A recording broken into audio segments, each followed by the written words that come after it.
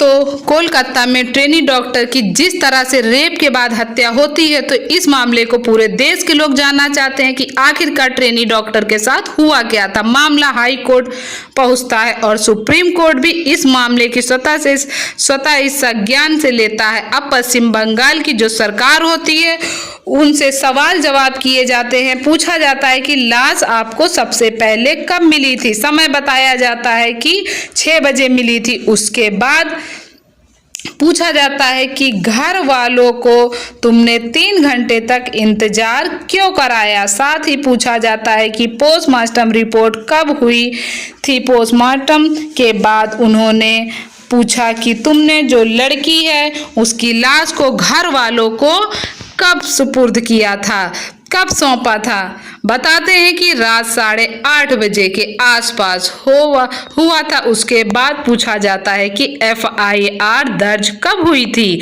तो बताते हैं 11:45 पर उसी रात। यानी कि ऐसा दावा किया जा रहा है कि संभवतः भारत के इतिहास का यह पहला ऐसा केस है शायद, और किसी केस के बारे में ऐसी कोई जानकारी मिलती नहीं है कि किसी भी घटना में पोस्टमार्टम पहले होता है और उसके बाद FIR बाद में दर्ज कराई जाती है। जबकि एक सही रास्ता जो सही ट्रैक होता है तो वह इस तरह से होता है कि किसी की लाश मिलती है, उसके बाद फिर FIR लिखी जाती है, पंचनामा भरा जाता है और पंचनामा भरने के बाद फिर पोस्टमार्टम के लिए लाश जाती है। उसके बाद वह घर वालों को सौंप दी जाती है। यानी कि यहाँ सब कुछ उल्टा पुल्टा हो जाता है। अब कहीं ना कहीं जो पश्चिम बंगाल की जो पुलिस होती है उस पर सवाल निशान लगाना तो जाहिर सी बात है, तय हो जाता है। लेकिन इस बीच में CBI पर भी बहुत ज़्यादा प्रेशर, बहुत ज़्यादा दबाव है कि इस घटनाक्रम में असली वजह क्यों उस ट्रेनी डॉक्टर की हत्या हुई, क्यों नहीं हुई। कई सवाल उस आरोपी से पूछे भी जाते हैं। इस बीच में कई ऑडियो क्लिप भी वायरल हो जाती हैं।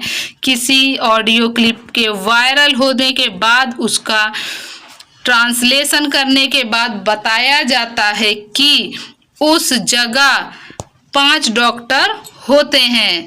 कोई बताता है 7 डॉक्टर होते हैं, तो कोई कभी 12 डॉक्टरों का जिक्र आता है। अलग अलग ऑडियो क्लिप, शायद कहीं ऐसा तो नहीं इस मामले को गुमराह करने की, इस मामले को दूसरे ट्रैक पर ले जाने की कोशिश तो नहीं की जा रही है। लेकिन हम एक बार फिर से इस मामले को समझने की कोशिश करते हैं कि आखिरकार जब से इस घटना की शुरुआत हुई है और अब आज तक हुआ क्या है और आगे क्या होने की संभावना है।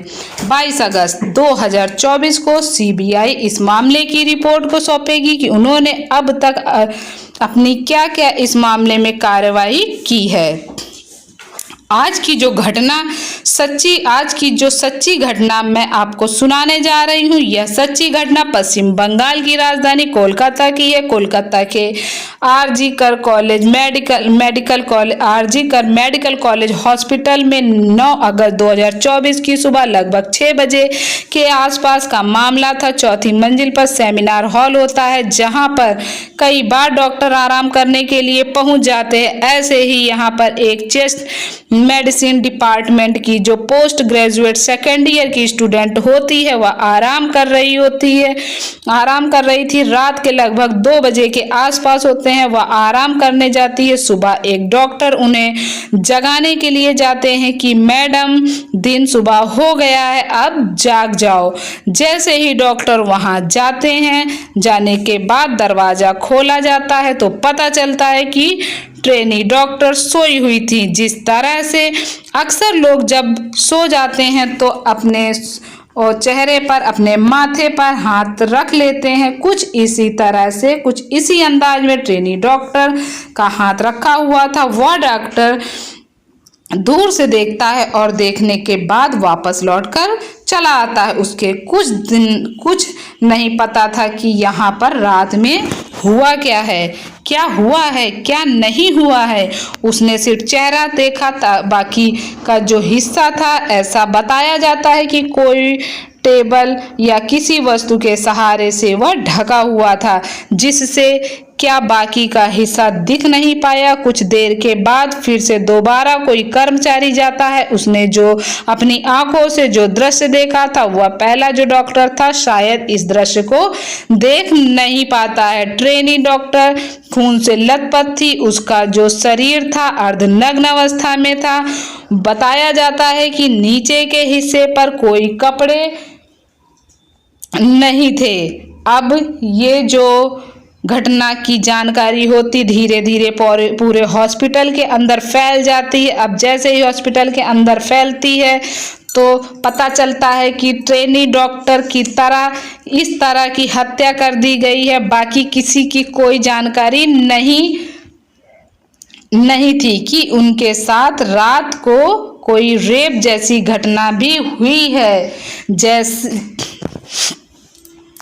जिन लोगों तक यह बात पहुंची तो उतने ही पैर उतने ही कदम चलकर सीधे सेमिनार हॉल की तरफ जा रहे थे और आ रहे थे, देख रहे थे जैसे कि अमूमन लोगों की एक आदत होती है। पुलिस बचाने की कोशिश करती है, पीछे करने की कोशिश करती है, लेकिन हर आदमी की ख्वाहिश होती है कि वह जाकर करीब से देखे आखिरकार हुआ क्या है। जैसे क्या खुद को पब्लिक के लोग इन्वेस्टिगेशन करेंगे। अब यहाँ जो क्राइम सीन था वह पूरी तरह से बिगड़ जाता है। कई सारे लोग जाते हैं, उनके कदम के निशान भी पहुंच जाते हैं। कई लोग ऐसे भी रहे होंगे जिन्होंने अपने अपने हाथों से जो सेमिनार हॉल की जो वस्तुएं थी उनको भी छूने की कोशिश की थी। इसीलिए यह क्राइम सीन पूरी तरह से बिगड़ जाता है। हालांकि अब यहाँ कोई नहीं जानता मानता था कि जिस मामले को अभी बहुत ही आसानी से लिया जा रहा है यही मामला कुछ ही देर के बाद, कुछ ही घंटों के बाद सोशल मीडिया पर तैरने लगेगा। अब इलेक्ट्रॉनिक मीडिया, प्रिंट मीडिया, हर तरह की जो मीडिया होती है, अब चाहे देश की हो या विदेश की हो मीडिया हो या इस मुद्दे पर चर्चा करेगी। कोई नहीं जानता था। यही कारण है कि इस मामले की सूचना दी जाती है प्रिंसिपल को और प्रिंसिपल ने भी इस मामले को उतनी गंभीरता से नहीं लिया। बताया गया कि सर फोटो देखिए, इस तरह से एक घटना हुई है।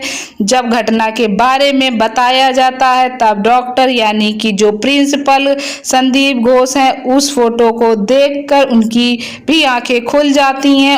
उसके बाद फिर वह आते हैं यहाँ से 10:53 पर परिवार को सूचना दी जाती कि तुम्हारी बेटी बीमार है। अब परिवार के जो लोग थे वो बहुत ही डरे हुए होते हैं। आगे वो सोचने पर मजबूर हो गए। रात 11 बजे तो बातचीत हुई थी, सब कुछ तो ठीक था। हॉस्पिटल में अंदर है, वह बीमार कैसे हो सकती है। उनको थोड़ी परेशानी बढ़ जाती है। इसीलिए पिता ने एक बार नहीं कई बार फोन किया अपनी बेटी की हालत जानने के लिए कि बेटी कैसी है, ठीक है कि नहीं है, क्या हुआ है उसे।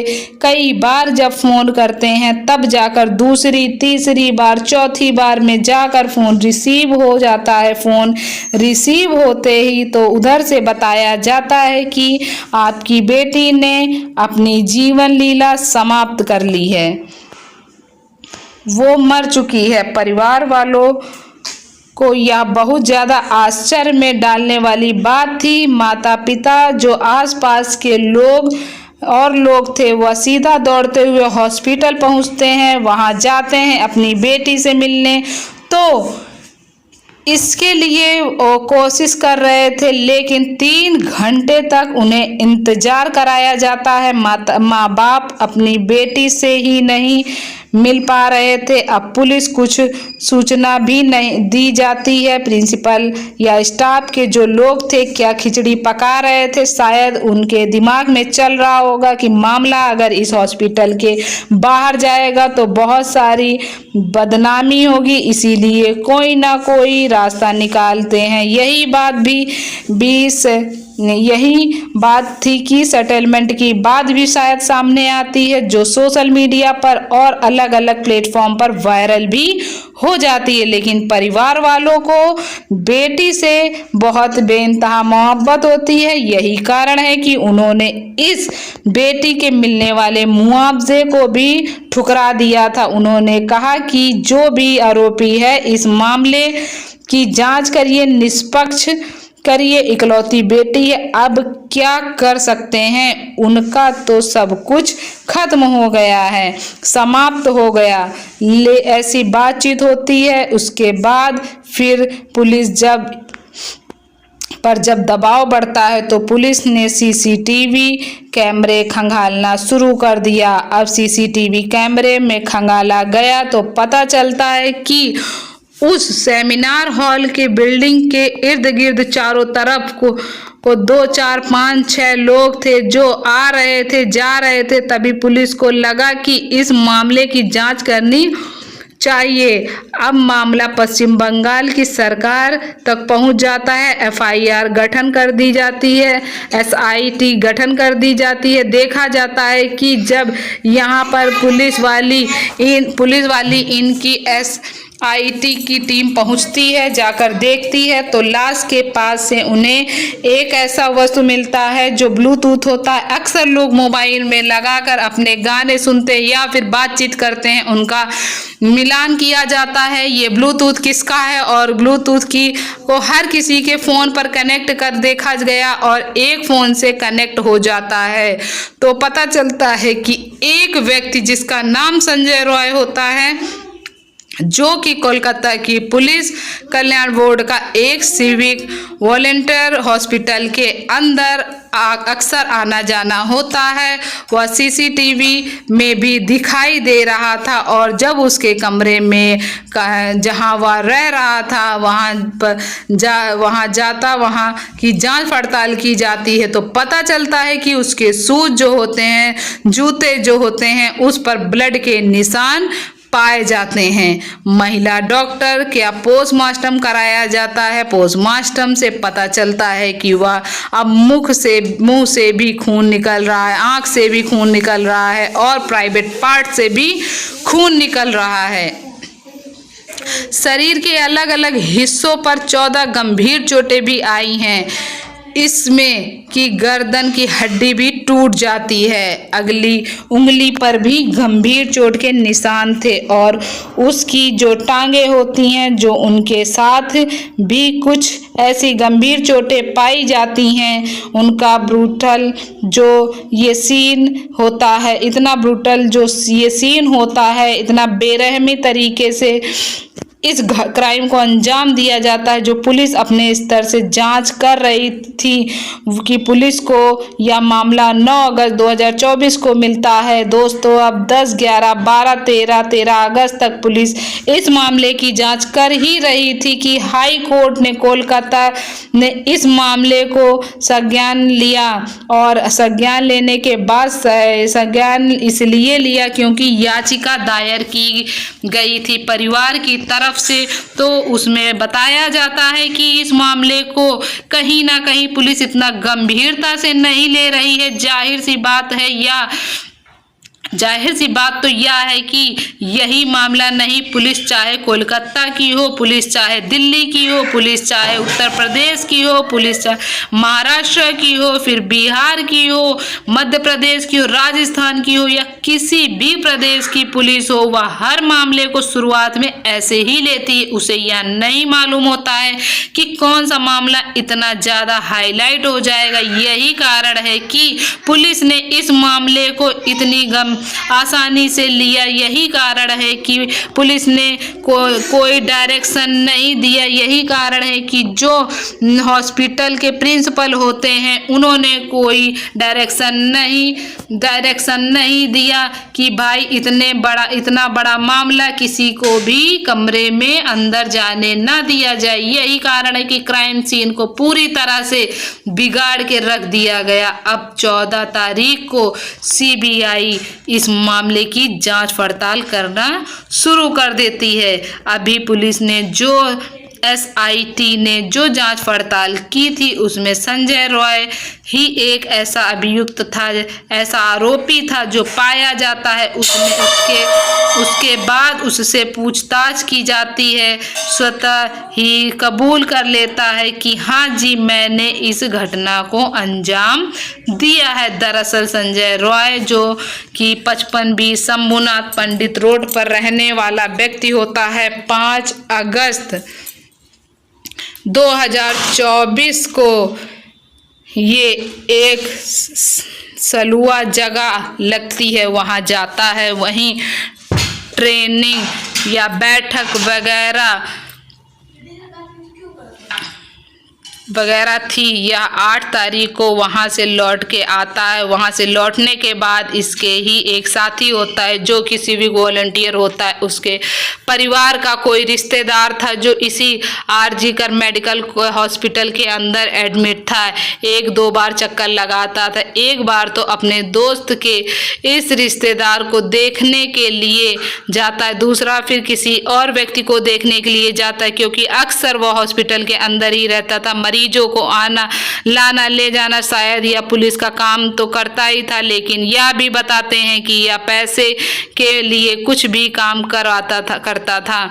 अब यहाँ से अपने दोस्त के साथ वह सीधा कहता है कि भाई चलो कहीं चलते हैं, यानी कि वह जाता है रेड लाइट एरिया में के कोठे पर जाता है, किसी को वैश्या के पास जो पहला जो एरिया होता है सोनागाछी, वो वहाँ जाता है अपने दोस्त के साथ। वहाँ जाने के बाद फिर वहाँ से वहाँ अंदर उसने रेड लाइट एरिया में नहीं जाता, लेकिन जो उसका दोस्त होता वह अंदर चला जाता है। थोड़ी देर रुकने के बाद वापस चला जाता है। दूसरी जगह लगती है चेतला में वैश्यावृत्ति का काम होता है। यह भी रेड लाइट एरिया है। यहाँ तो उसका सिविक वॉलंटियर दोस्त होता है संजय रॉय का, वह जाता है और जाकर वापस लौटकर आ जाता है। यानी कि संजय रॉय नहीं जाता है, ऐसी जांच पड़ताल में सामने आया है। लेकिन जब यह वापस आ रहे थे तो रास्ते में एक महिला मिलती है। उस महिला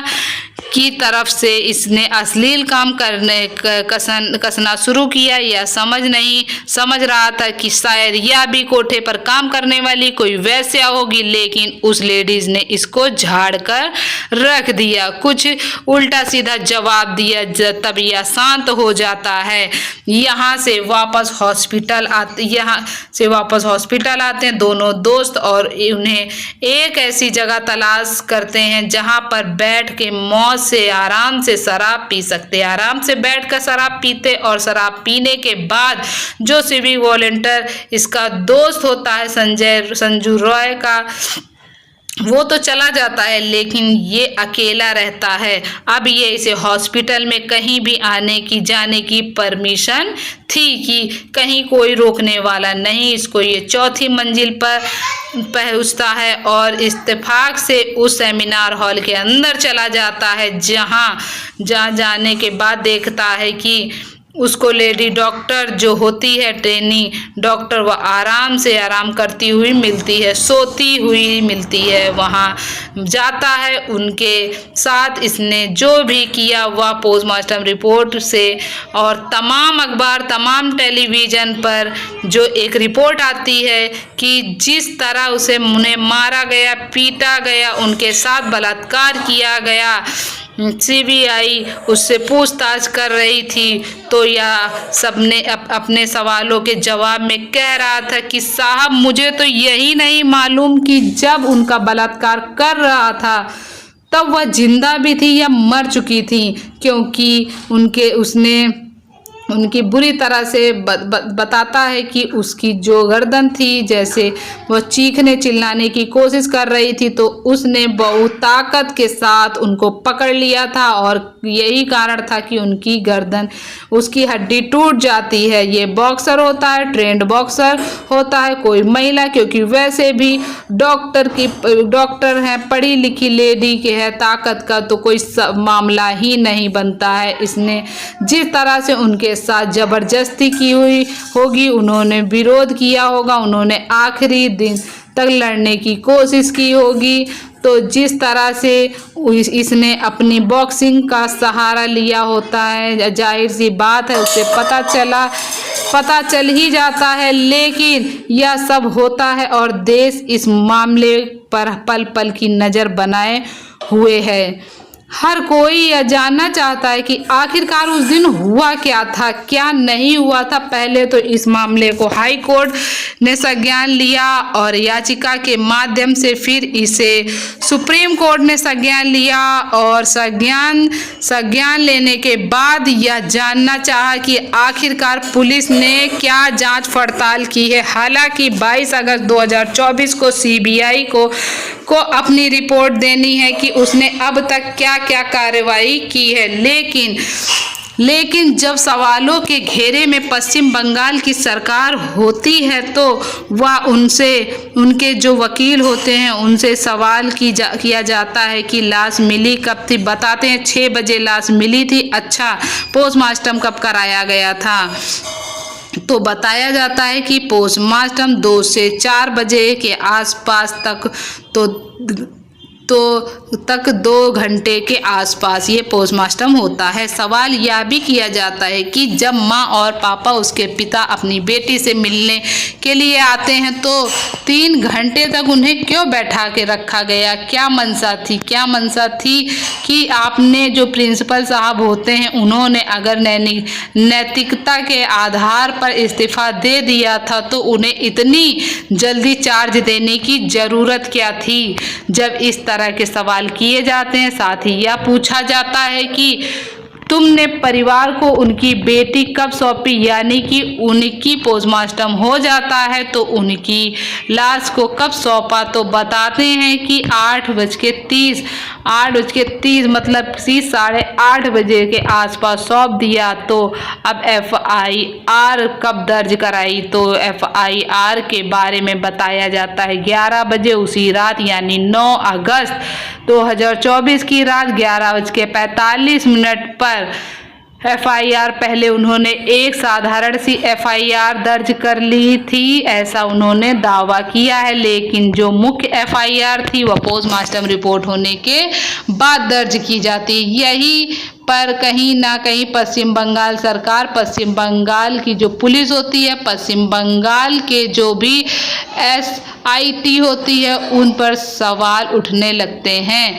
कि ऐसा दावा किया जा रहा है कि संभवतः भारत के इतिहास का ये पहला ऐसा मैटर है जिसमें लाश मिलती है, पोस्टमार्टम होता है, उसके बाद FIR दर्ज होती है। जबकि इससे उलट होता है, FIR पहले होती है, पंचनामा भरा जाता है, फिर जाकर पोस्टमार्टम होता है। लेकिन यहाँ सब उलट पुलट हो रहा था। कोई नहीं जानता था कि मामला इतना हाईलाइट होगा। सीबीआई इस मामले की जांच पड़ताल कर रही थी। 14 तारीख को मामला लिया था। 14, 15, 16, 17, 18, 19, 20, 21 आज वो जो तारीख है 21 अगस्त है जो आज मैं इस कहानी को सुना रही हूँ। लेकिन सीबीआई ने जो इस मामले में अभी 8 दिन में जो अपनी जांच पड़ताल की है तो दो ही लोग उनकी नज़र में आए हैं, नज़र पर हैं। पहला मुख्य आरोपी संजय रॉय, जिससे लगातार पूछताछ की जा रही है, जिससे स्वतः ही स्वीकार कर लिया है कि उसने इस घटना को अंजाम दिया है। दूसरा जो संदीप बोस होते हैं, जो कि इस RG कर मेडिकल कॉलेज के प्रिंसिपल होते हैं, उन्होंने नैतिकता के आधार पर बताते हैं कि ये इस्तीफा दे दिया था, लेकिन उन्होंने नैतिकता पब्लिक मिक्स सिंपैथी हासिल करने के लिए ली थी। जबकि जब मामला हुआ तो उस लड़की से उनके पास आने में कम से कम 2-2.5 घंटे का समय तो खुद लेते हैं। पुलिस के पास तक सूचना देने में कई घंटे लेते हैं। साथ ही कहीं ना कहीं ऐसा लग रहा था कि वह इस मामले को दबाना चाहते हैं। यही कारण है कि अपनी जो अधीनस्थ होते हैं, जूनियर होते हैं, उन पर कहीं ना कहीं प्रेशर था, दबदबा था। यही कारण था कि पुलिस तक ये सूचना टाइम से नहीं पहुंच पाती। हालांकि अभी सीबीआई जांच कर रही है और जांच के बाद जो भी निकलेगा वह जाहिर सी बात है, जिसमें 90% जांच तो जो एसआईटी कर चुकी है, कोलकाता की पुलिस कर चुकी है, वही जांच है। बाकी 10% जो जांच की जाएगी सीबीआई ने, जो 22 अगस्त 2024 को सबके सामने आ ही जाएगा। साथ ही पोलोग्राफी टेस्ट कराने की बात भी आई है। संजय रॉय की पोलोग्राफी कराने का मतलब यही है कि जो इसने अभी तक बोला था, इतना सच कितना झूठ, क्या है क्या नहीं, उसके बारे में भी बात चल रही है। लेकिन अगर हम अपनी अगली बात करें तो सीसीटीवी कैमरे में जो जाते हुए दिखाई देते हैं वो एक ही व्यक्ति जाता हुआ दिखाई देता है, संजय रॉय, और उसके अलावा और कोई सीसीटीवी वहां पर नहीं है। अब ऐसी स्थिति में तो यह पता चलता है कि इस पूरे मामले में संजय रॉय है। लेकिन जिस तरह से सीमन की बात आती है, 151 mg सीमन मिला है, उसमें एक से ज़्यादा कई पुरुष भी हो सकते हैं। साथ ही जो भी ऑडियो क्लिप है वो वायरल हो रही है, जिसमें बताया जाता है कि 4 डॉक्टर एक महिला साथ में खाना खाते हैं, उसके बाद फिर उनसे साथ ट्रेनिंग डॉक्टर के साथ मारपीट करते हैं बहुत बुरी तरीके से, और जो नशे की हालत में होता है संजय रॉय, उसको अंदर जाने के लिए जाने दिया जाता है कि तुम जाकर कुछ भी करो। और यह सब कहानी, फिर दूसरी कहानी भी आती है सामने कि 7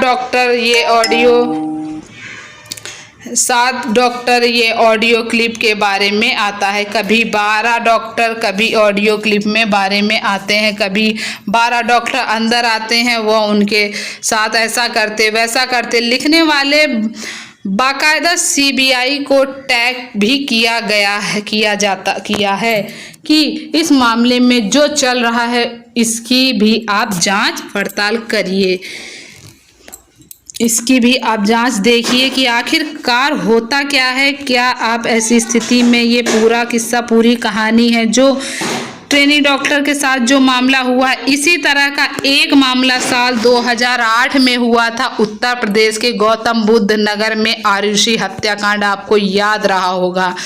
पुलिस ने किस तरह से शुरुआत में इस मामले को बड़ी शिथिलता के साथ लिया था, गंभीरता से नहीं लिया था। साइंटिफिक तरीके से इस मामले को की जांच करनी चाहिए थी, जिस तरह से एक सबूत को जुटाना चाहिए था,